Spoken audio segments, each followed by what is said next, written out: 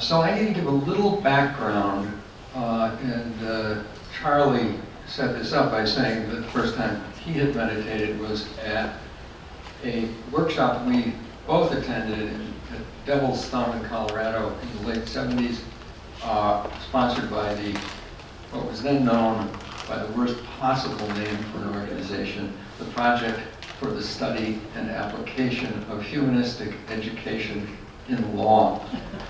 Jack Himmelstein and Gary Friedman were running it with a substantial grant from the National Institute for Mental Health, and the purpose was to teach law professors to humanize legal education.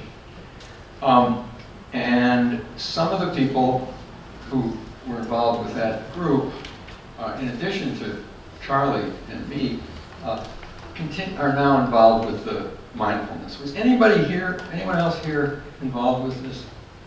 Okay.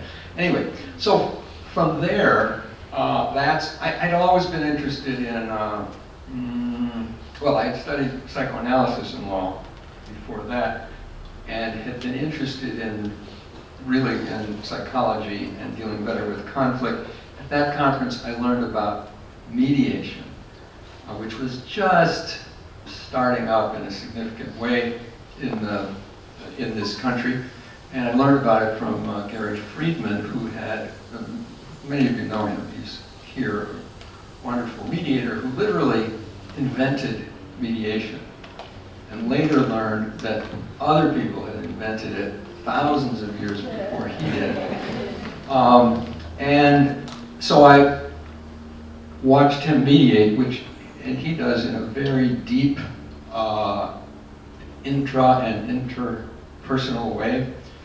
And I thought that's what mediation was, and I took mediation trainings and began to write, and decided that mediation was a way to save the legal profession, legal education, the courts, from some of the adverse effects of the very narrow adversarial perspective that so dominates our legal world, which I call the lawyer's standard philosophical map. So I thought, this is it. This is how to save the profession.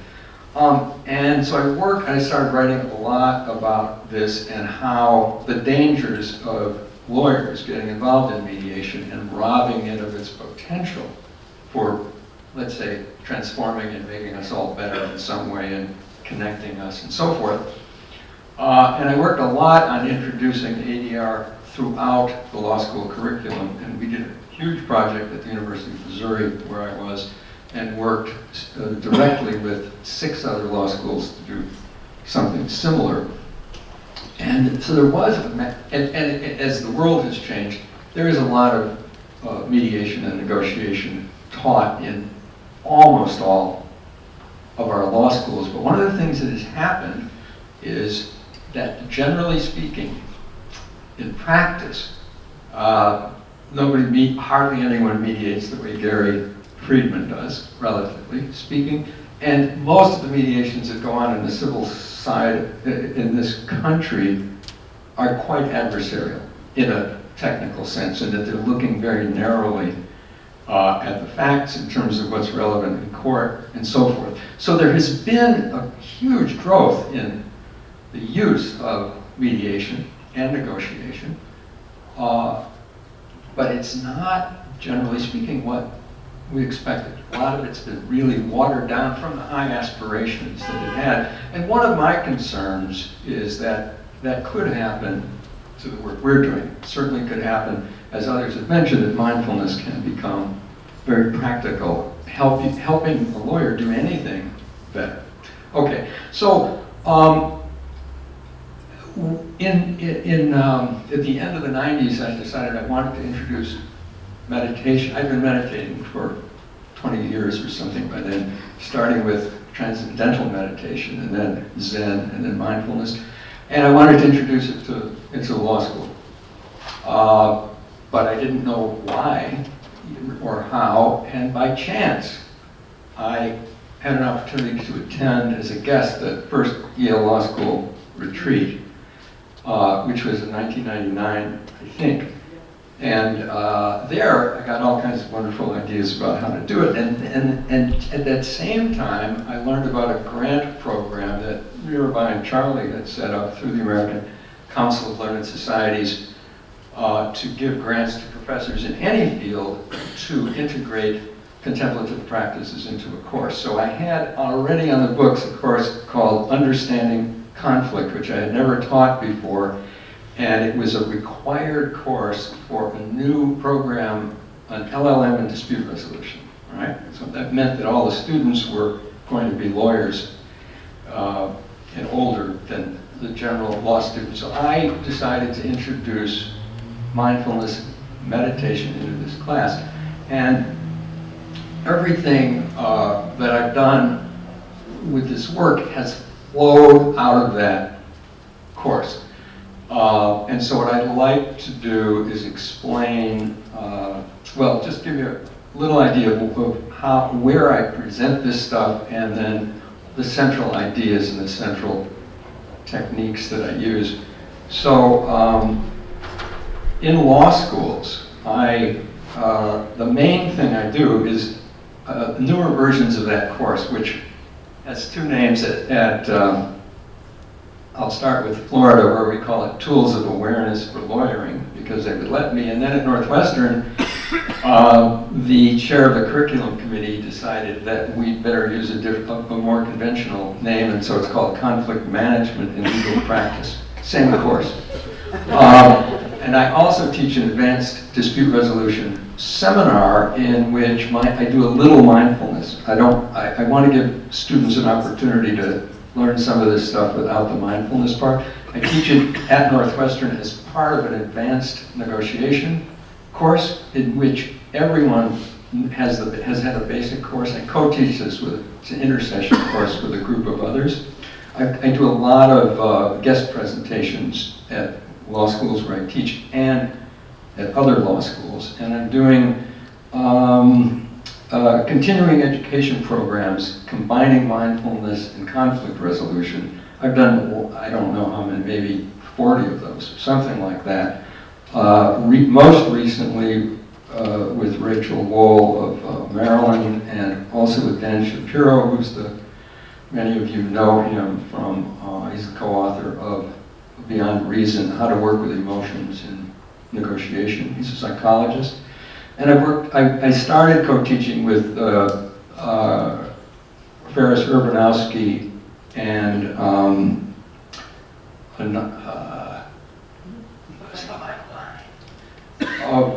John Kabat-Zinn's program at UMass. I'll remember the name later.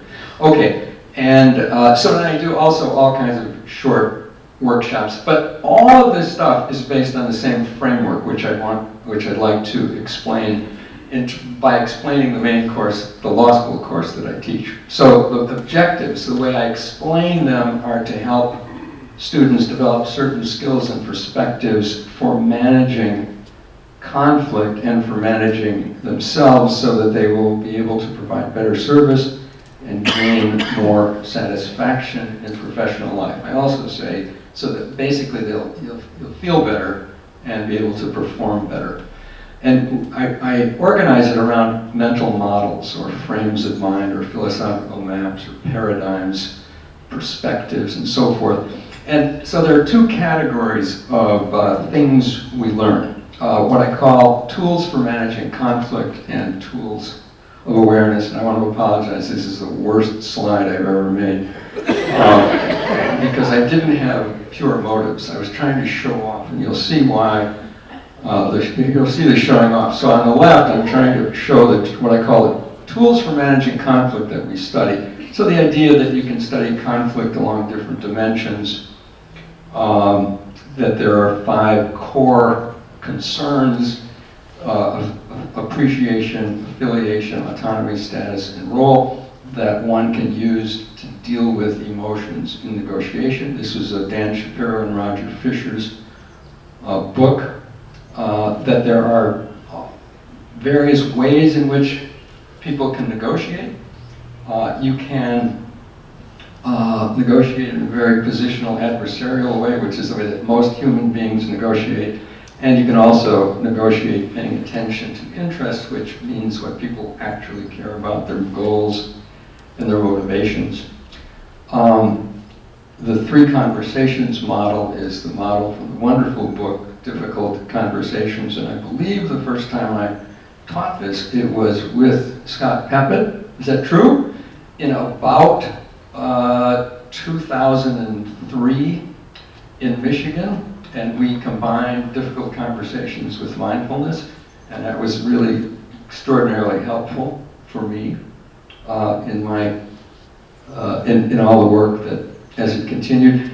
And then I wrote earlier a lot of articles about different approaches to mediation, right? So I've always been interested in the idea of mindsets and being aware of the frame that you're using.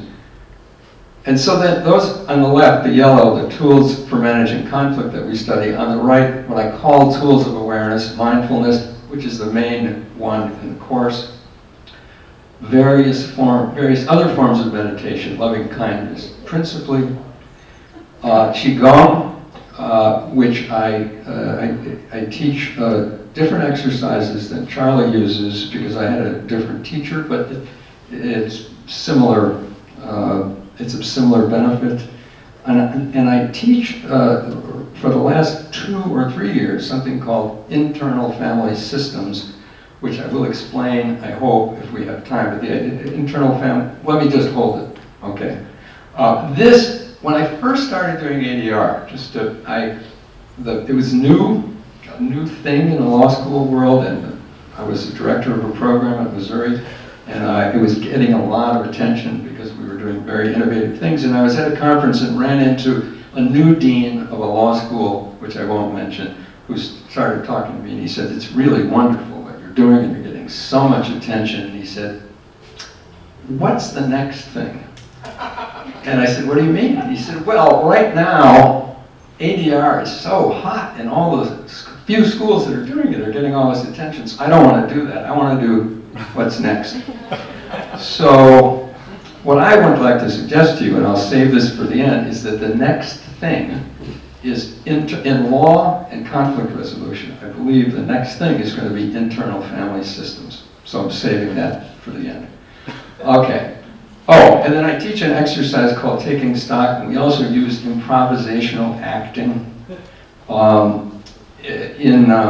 At Northwestern, I have a former student colleague who is an actual professional improvisational actor and an associate in a big law firm. And when I'm elsewhere, I do this by myself. It's not as good. Okay, so here's the premise. So this is the central idea of all this stuff, that in law school, in my world, in ADR, and this really could apply to almost anything in law school, we learn a lot of tools for managing conflict that are very sophisticated compared to the state of knowledge about negotiation and mediation 30 years ago, and can be very effective. And in a lot of law schools, lots of students learn these things, and they, through simulations, learn to work with them. And they almost all are in the direction of using the right process in the right way, and usually paying attention to what's really going on with the parties rather than focusing entirely or mostly on rules of law. So, but what happens is after students learn all this stuff, very often when they're out practicing and intend to make really good choices about how to behave, they don't do it. And what my idea is when they don't do it and then regret it, it's because of certain deficiencies in awareness. And that's my reason or my explanation for using these tools of awareness, which is to help lawyers or mediators or anyone do a better job of implementing some of the strategies that they want to implement, and that would be good for all concerned. Okay, so that's the tools of awareness and tools for managing conflict, and the distinction is a little bit artificial. So and so here's the next step. This is a great oversimplification, and it's very self-serving. But what I've written, and I got these ideas from actually participants in a presentation I gave at a medical school. When you go into a negotiation with the idea of, let's say, I'm going to be very focused on interests and find out what's really at stake and really work something out, there are three kinds of obstacles, or 4 or 5 obstacles. One is if, let's say you're in an interpersonal conflict with someone or you don't like your counterpart. One problem is that you may be too focused on yourself. I know I should care about this person's interests, but he's such a jerk, I don't care. It's because he did this or that, and right, doesn't respect me, and so forth. The second one is a dominance of habitual ways of thinking, feeling, and behaving. So whenever somebody challenges me, I retaliate. And that's ground into my mind. Another could be insensitivity to emotions. Another could be insufficient social skills, by which I mean I might know what to do. I might know I really ought to say such and such now and express appreciation to someone, but I might not be able to do it in a way that's effective and will be genuine and will seem genuine. And I might just not be able to focus at that time because of all kinds of reasons. And all these things are related. So the idea is that mindfulness can help address each of these obstacles. First, it reduces the self-centered focus and increases our other-centered focus. The habitual ways, getting over the habitual ways of thinking, feeling, and behaving, mindfulness tends to give us a certain degree of awareness of and freedom from our habitual ways of thinking, feeling, and behaving. It helps us be more sensitive to emotions, our own and others. It helps us develop social skills, and it, of course, helps us focus. Right? So these are the central ideas that I present. Not everybody tunes into all of this, and many of the students are there either because they want to learn about dispute resolution or because they want to learn about mindfulness. Some both, but I don't need this to get anybody to show up. But this is an idea that I use a lot. I'm going to skip this one. And, or maybe I should go back. Somebody's expressed disappointment. I'm sensitive. I feel bad about myself. Was that you? Now do I have to show it? All right. Does anybody else care about this? Okay, so this is just also an overall idea of how this works. And I'm getting everybody to focus on their mindsets, how they're seeing the world. So there's a stimulus. A says X to B. So it's Bill saying, "You're such a jerk to me." And then my mindset determines how I will interpret that and my internal processes, and then how I will respond. So if I think we're good friends and he's joking and so forth, I'll have a different response than if I think he's really angry at me. So anyway, my response will come out of that, and then my response will, back to Bill, he will interpret it in accordance with his own mindsets, and that will determine his response and so forth. So part of what we're trying to do is to learn how to interrupt this cycle. So in terms of what we do in the course, I teach about, we interweave these two sets of ideas. So we interweave the tools for managing conflict and tools of awareness. So we're starting with mindfulness right away, and we use the exercises, various role-play exercises, in which we're combining mindful awareness and the ideas about how to resolve conflict and see how we're doing. So let me just go to the next one. One way we do this is through exercises that are similar to what other people have introduced here that enable one to bring in mindfulness quickly.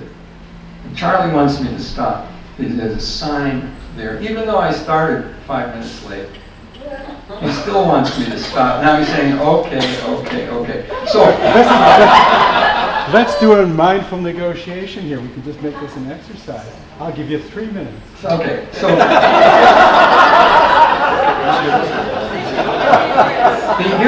the exercise we started with, I asked you to set an intention.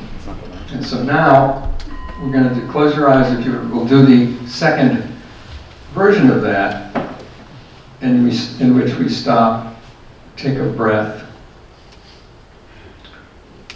observe body sensations, thoughts, emotions. Consider the intention you formed and whether you've been following that intention.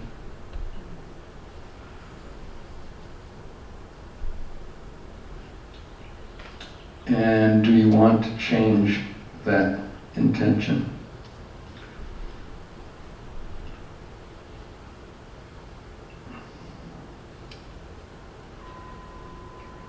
Now we can just go on from there. This is a very abridged, simple version of a very of an exercise that Rachel Wall and I developed, in which we use in a lot of contexts and use it as a way to integrate conflict resolution ideas and also just thinking into the mindful awareness process. And I'm writing about this, and you'll get it when it's going to be a book that I'm doing about all this. I won't introduce you to what the next thing will be. I'll try to mention it tomorrow. I'll have a little time for that. It's very cool. Let me just, so be sure to show up tomorrow. So I'm sorry, I have gone over, and I apologize to all of you, and particularly to our next speaker. So thank you very much.